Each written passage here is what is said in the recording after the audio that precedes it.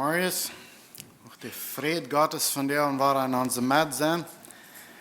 Uns stärken und uns Offenbarungen geben und uns hört. Wir hatten eine feine Opening, wo wir sein können, wenn Gott nicht hat könnt von uns verbreiten Peace was merken, dann will wir anders werden, als wir von der uns sehen. Und so sind wir dankbar für, dass Gott hat uns angenommen, wo immer wir verbrechen werden, wo immer das mit uns wir, und da sind wir dankbar für. So ich denken, dass dieser Weg, der Weg, von was wir können mitteilen von der uns Mars, was wir können sehen sein von der uns Mars. Das fällt sich alle laarig. Das fällt sich so, dass wenn ich lese, und das catcht nicht an. Und in einer Bet und fragt Gott, was ist es und was soll ich von reden? Und das bleibt laarig, was von der uns smart ist. Und manchmal dann freue ich mich, also bloß because nicht der Zeit und dann ist es klar, das kann sein. Aber gestern so was, dann komme ich auf Psalm 112 und das wo meine Gedanken anfangen zu drehen. Und das sagt es die Überschrift für Psalm 112 sagt es, die wat treu sind, wat gesegnet worden. So, nu kommt mir die Frau an, als ich über nachdenken darf, kijk ik nur den Sehen oder kijk ik nur treu sein? Was ist, was mich bewegen wird? So, ich habe den Titel für diese Message von der und es ist das gestellt. Treu und aufrichtig und recht sein zu aller Zeit. Mir angehört ab hier stehen noch in 1. Thessalonicher 5 zu gehen, wo das Red von Jesus in Wahre kommt. Und als ich das ein bisschen topfuhren, dann kommen mir die Gedanken Psalm 112 redet von, wenn wir treu sind, dann wollen wir einen Segen haben. Und so kijk ich bloß nur den Segen, oder kijk ich nur treu sein. Und so, das, wo wir uns von der und wollen ein bisschen nennen lassen, treu und aufrichtig und recht sein, zu aller Zeit. Weil wir den angehen, wollen wir uns noch aufnehmen zum Beten. Gerechter Vater im Himmel, der du Himmel, Erde und Meer und auch uns gemerkt hast. Du weißt in jedem einen hier von dir und du weißt auch mir. Und du weißt, was unsere Verlangen sind, was uns bewegen wird. Und Vater, mein Verlangen ist, dass wir wollen können aufsehen, dass dein Wort an uns wird so sein, zur Frucht, was dein Namen verherrlichen wird. Vater, sehe in dieser Zeit, was wir taub sind und offenbar uns dein Wort in Jesus' Namen. Amen. Da fängt es dort an, in der ersten Vers im Psalm 112, gesehen, dass der Mann, der den Herrn fürchtet, der eine große Freude an seine Geboten hat. So, wir haben hier Sehen in der Versprechung, aber dann haben wir noch den dort gekriegt, oder dort Rezept dabei gekriegt, was es braucht, um diesen Sehen beleben. Und dort sagt es, eine große Freude an Gott sein Wort zu haben, oder an seine Geboten, an seine Anweisungen. Nicht bloß, wir lesen die Bibel und haben dort vielleicht uns Duty getan für den Tag, aber no, das sagt er, eine große Freude an Gott seine Geboten haben. Because dort ist, wo das Sehen kommen wird. Das was der Vers uns hier lehren will. Das Sehen hängt nicht davon ab, wie viel Geld wir haben verdient, in welcher Kolonie wir wohnen, oder in welchem Land wir wohnen, oder wo wir sehen, wie wir haben, wie viel Eten wir haben. Na, das sagt uns hier, dass die Freude am Herrn hat, der wird jeder Beste für ein Segen von Gott erkennen können. Weil ich ziemlich viel mit Firma zu tun habe, dann wird an wo verschiedene Firma checken tun, und wo verschiedene Ankommen annehmen tun.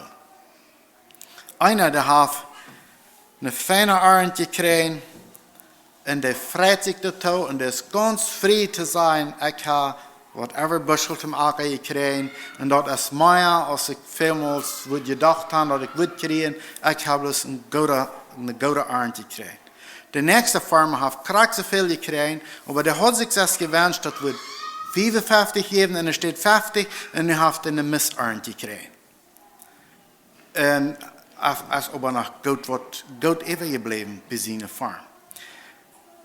So, wenn uns dort Freude geben wird, was wir von Geld wie ankriegen, dann sollen wir uns fragen, was für eine große Freude habe ich in die Offenbarungen, die ich belebe, was ich lese, was Gott sein Wort ist, was in mir ankommt. Was für ein großer Segen teilt mich dort?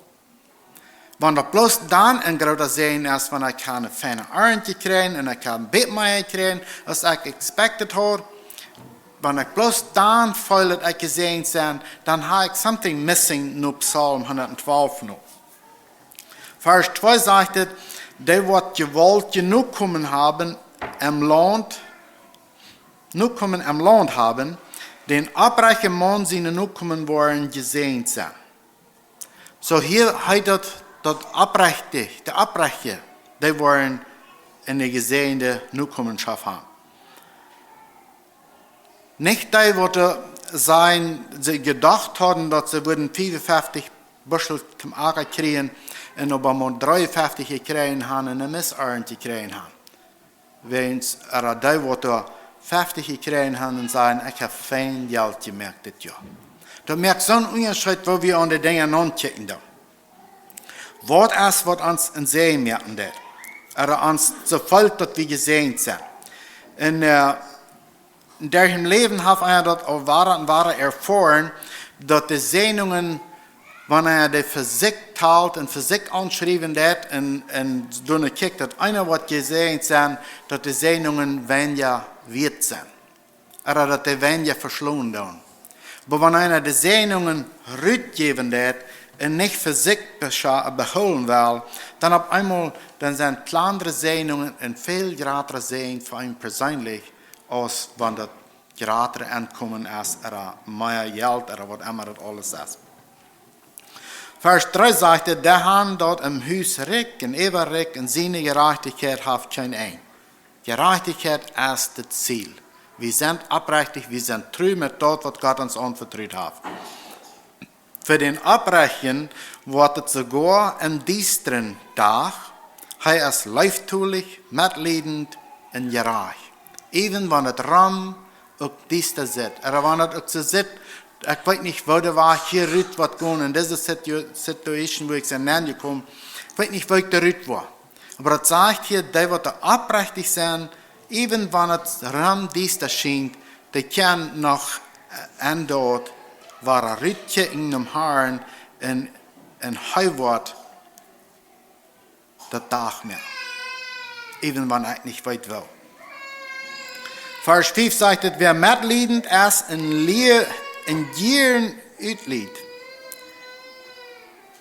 Und an seine Handlungen aufrichtig ist, wird das gut haben. Der wer Gieren uitlied, wer mitleidend hat mit Nächsten, der wird das gut haben. Aber der wird vorsichtig sein, der fehlt es immer an mir. Vers 6. Der soll immer feststehen, der Gerechte worden niemals vergeten worden. Wir können uns alle vielleicht eine Begebung erinnern, wo wir vielleicht so wieder non-checken, dass ein Not wären, oder uns fehlt ein übles Wort. Und dann, wenn wir dann in so einer Städte dort sind und wir waren ändert auf einmal Bruder oder somewhere, der hat eine offene Hand und hat uns da durch. Das nächste Mal, wenn wir der Person begegnen, dann checken wir nur eine Gelegenheit, wo wir den wollen können tun, wo wir den wollen können mithalten. Gerade nicht aus den Teil haben oder nicht. Aber das, und da sei wir dort, dass der Tupping. Wenn wir können, ob sein und ein Sehen sind. Und das wird hier sein, dass der Gerechte, der wird eben, wenn es rundum düster scheint, immer noch wahrer und Licht abgehen, because der Hand und fastet Vertrauen an Gott sein Wort und seine Geboten, die freuen sich dazu, und dort ist, was nicht vergeten worden wird. Vers 6 sagt der Wahre, der soll immer feststehen, der gerechte worden niemals vergeten worden. Er fährt keine schlechte Nachricht, sein Hort ist treuhärtig und verlässt sich auf den Herrn. Ich brauche nicht selten in Angst haben, wo wird es alle worden? Wo wird es schaffen?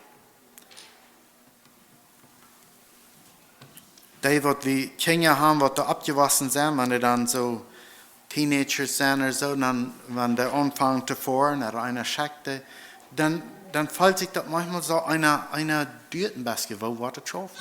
Wird es schaffen? Einer will der anvertrauen, einer will der lehren.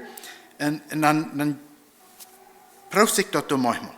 Aber hier sagt David, der Schreiber von Psalmen, wir dürfen nicht sitzen in Angst und fürchten, da wird auf einmal eine schlechte Nachricht kommen für ein oder andere Ding.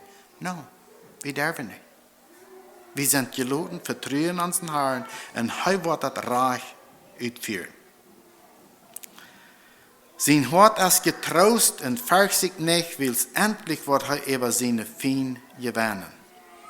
Mit Leid, Geduld wird er über seine Feinde gewinnen. Er braucht nicht Angst haben, nicht zu gewinnen, oder Teil ansagen, Tim gewinnen. Nein, das braucht nicht. Er hat die Arme rechtlich geholfen, gegeben, sagt er. Seine Gerechtigkeit hat kein ein, seine Kraft wird geirrt worden. Und dann sagt er das Gehen. Das ist, wenn wir in gesehenen Mann, aber hier ist Gehen, das ist beschrieben, wo in gesehenen Mann wird sein. Wo die gesehen, die sich waren verholen. Aber der Gottlose wird das seinen im Ohr mit den Tänen knirschen und vergonnen. Was die Gottlose gieren wollen, ist nichts geworden. Das ist nichts geworden. Was die gieren wollen, das ist nichts geworden. Wenn wir denken an gute Arndt, an wirtschaftlich gut gesehen worden, dann sehen wir, dass viele Menschen, die haben viel Geld und die sind gut gesehen worden. Aber hier redet von der Abbrecher. Die treu und abrechtig sind und Gott hat eine Hand geben. Treu und abrechtig sein und reit sein zu aller Zeit, ans Herr Jesus, der wird wahrer kommen. 1. Thessalonicher 4, Vers 1 und wieder. Ein Leben, das Gott gefällt. Psalmis und nu mit Thessalonicher ein bisschen Topfoten. 1. Thessalonicher 4, Vers 1 sagt, wahre Brüder, die haben von uns gelehrt, wo je Gott zu gefallen leben soll. So als je dort auch tun.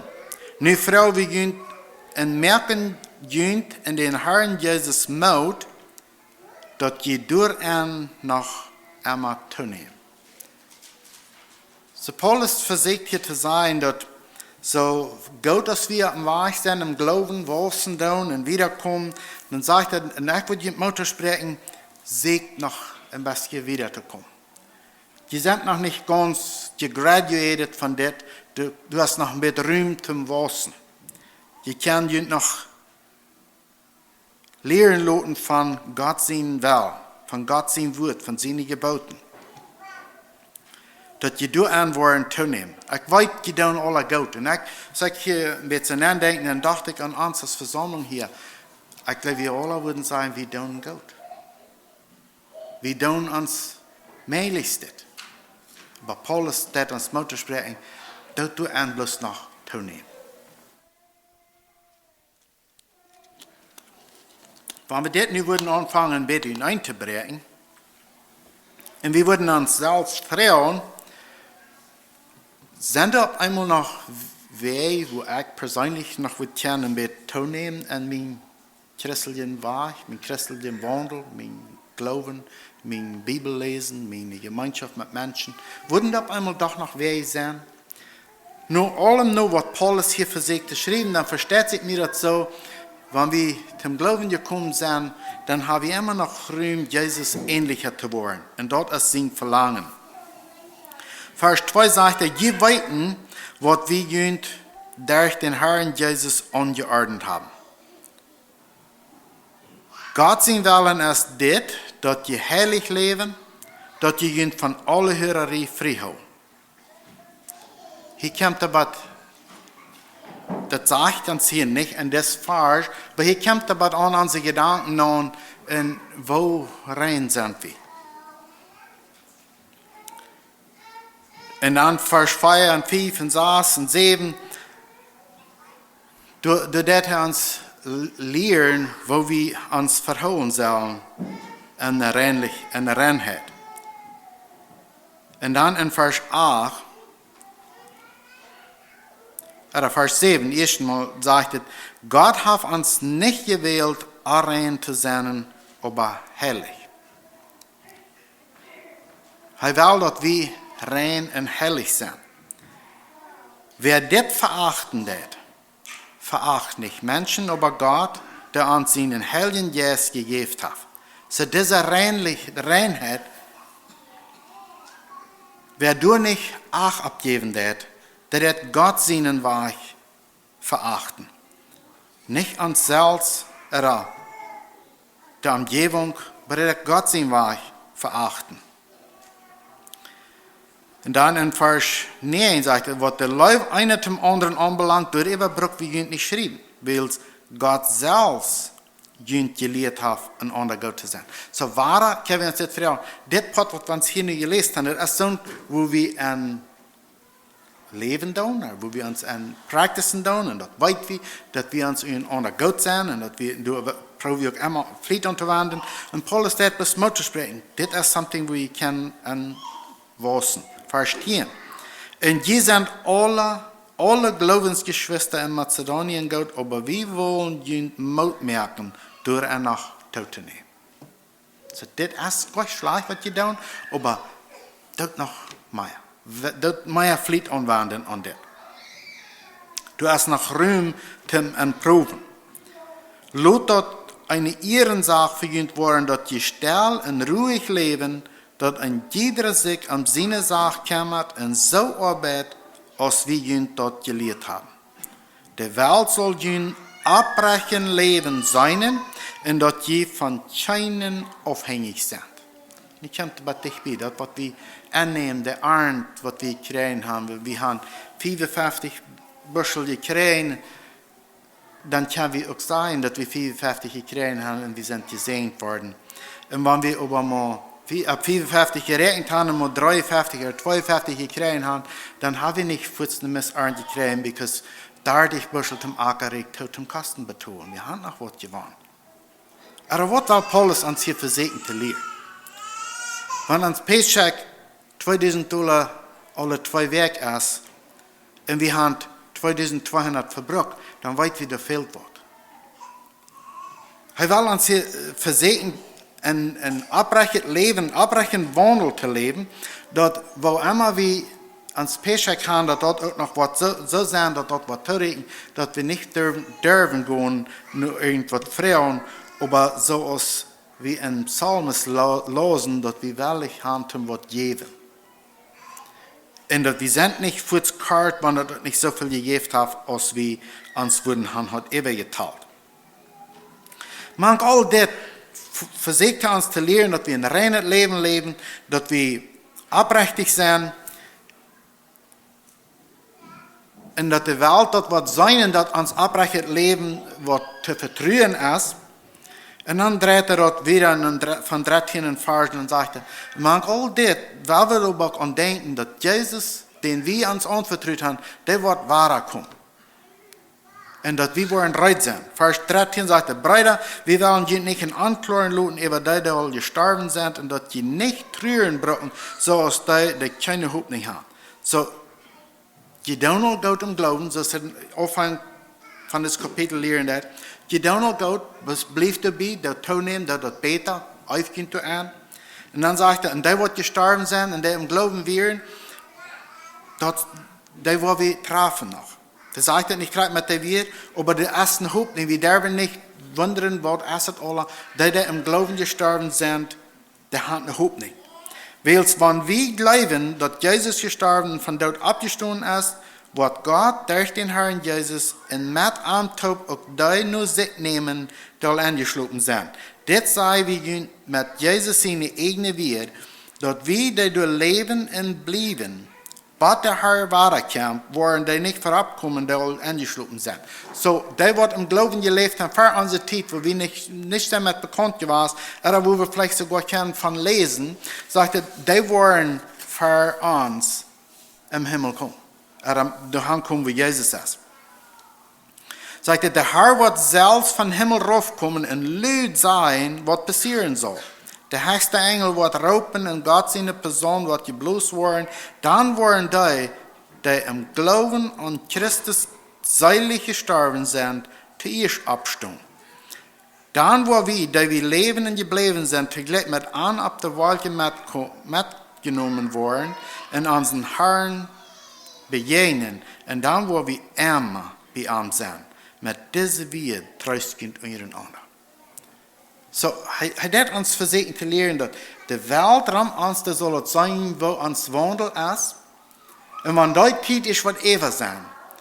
Dass wir als Lichter hier auf dieser Erde stehen sind. Gestehen haben. Dann sagt er, dann will er uns dahin nehmen, wo er ist. Wir haben andere Versen. Ich glaube, für jemanden, wenn ich hier reden, dann kicken wir uns in Johannes 17. Kapitel nähern. Und du das Jesus sagen, dass ich will, dass die an mich glauben, auch wollen du sein, wo ich sein. Das ist Jesus sein Verlangen.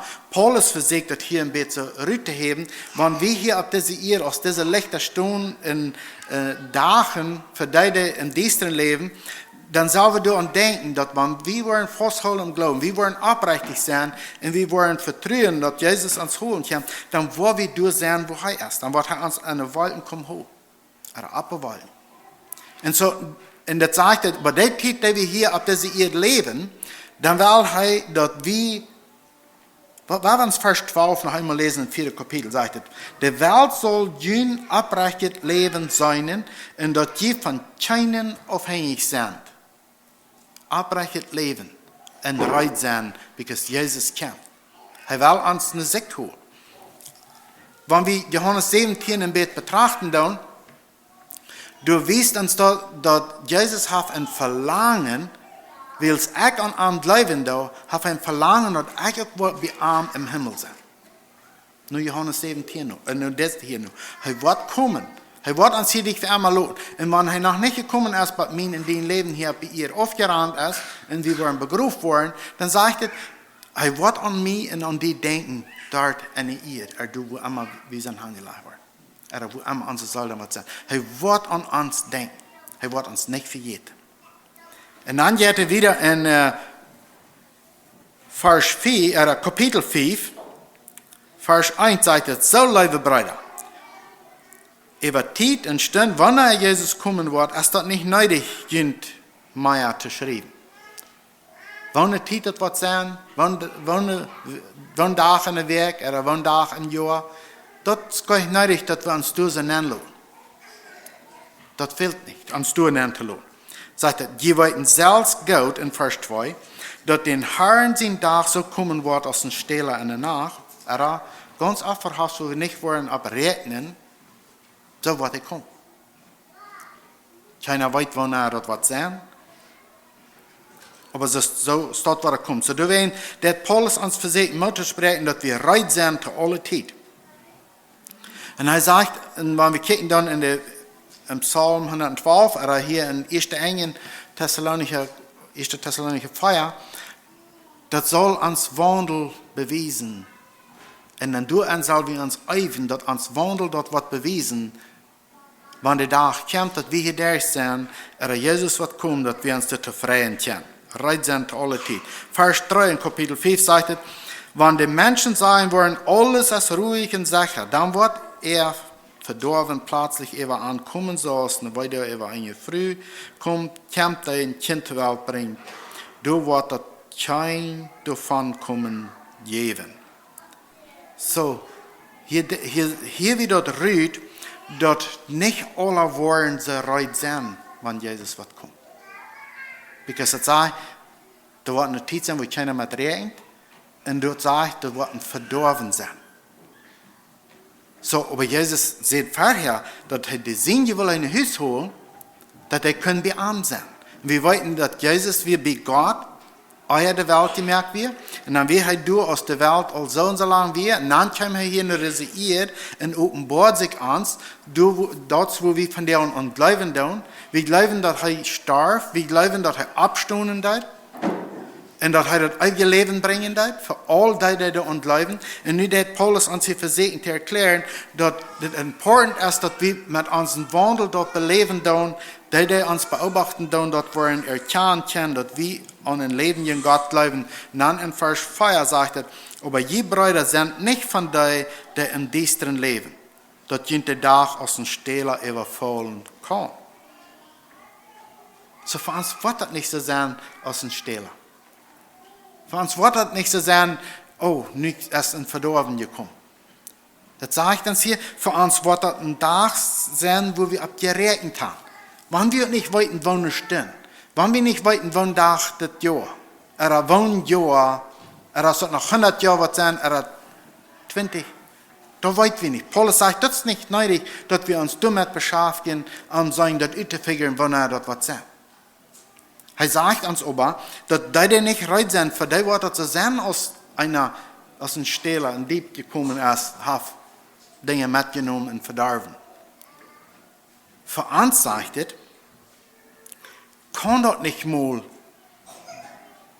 so sein, dass das wird aufgehaft sein, so aus dem Stehler. Because wir rechnen damit, wir lernen damit, wir kicken damit. Uns Wandel soll das beweisen. Vers 5 sagt es, die alle sind Kinder vom Licht und Kinder vom Tag. Wir sind nicht von der Nacht und nicht von dem Düsteren. Das Düstere in uns Leben, das muss sterben. Das kann nicht leben. Und dann wollen wir aber manchmal anwollen, dass uns Fleisch, das will aber noch so Jahren leben.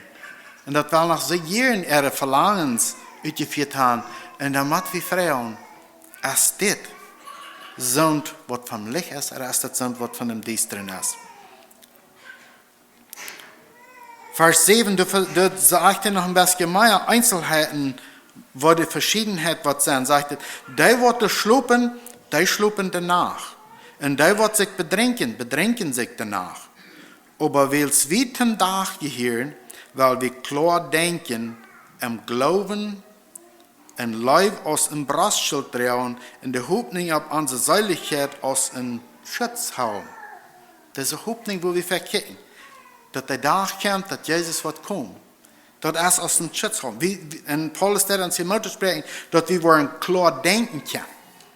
So ist ich schon sehe, wenn wir gerechnet haben, 55 Büschel zum Acker zu kriegen, und wir haben plus 50 gekriegt, und wir haben eine Missernte gekriegt, und der Nuber, der sitzt, hij heeft krachtse gezet en heeft ook 50 gekregen en rekent zich dat even de onkosten zijn maar 30 en heeft nog geen geld gemerkt. Deze wordt 54 gerekend worden, maar 50 gekregen en heeft een misarend gekregen. Waar stemt dat toe?